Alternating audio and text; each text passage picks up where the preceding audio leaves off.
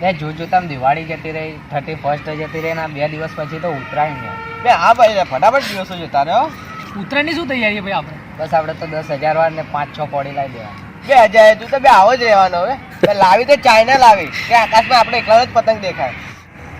ભાઈ આપણી ખુશી માટે બીજાની જિંદગીનું શું એ જોવું પડે ને. ધાબે પતંગ ચગાવો તો સંભાળીને ચગાવવું, પતંગ લૂંટો તો સંભાળીને લૂંટવું. લોકો રોડ જોયા વગર દોડી જાય છે પણ રસ્તો જોતા નથી અને એમાં જ એક્સિડન્ટ થઈ જાય છે.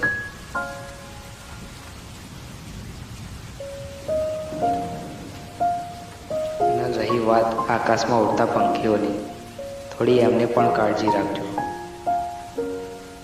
લોકો એકબીજાની પતંગ કાપવાની હરીફાઈમાં આકાશમાં ઉડતા પંખીને પણ ભૂલી જાય છે અને ના જોતા તે દોરામાં આવી જતા તેનો પાંખ કપાઈ જાય છે.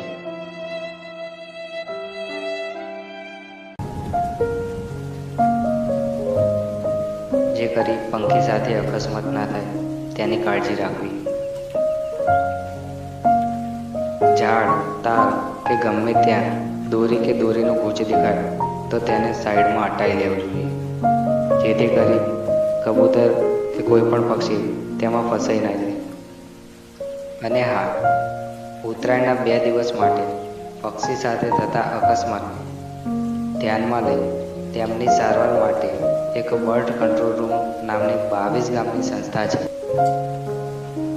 તેમના ગામ નામ સાથે સ્ક્રીન પર નંબર આપેલ છે,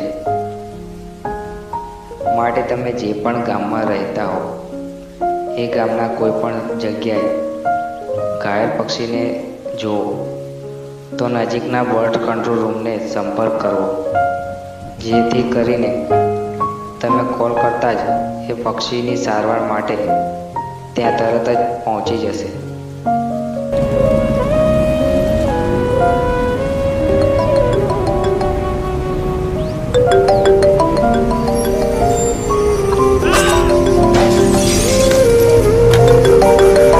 વાહન ચલાવતી વખતે આવી ભૂલ ના થાય.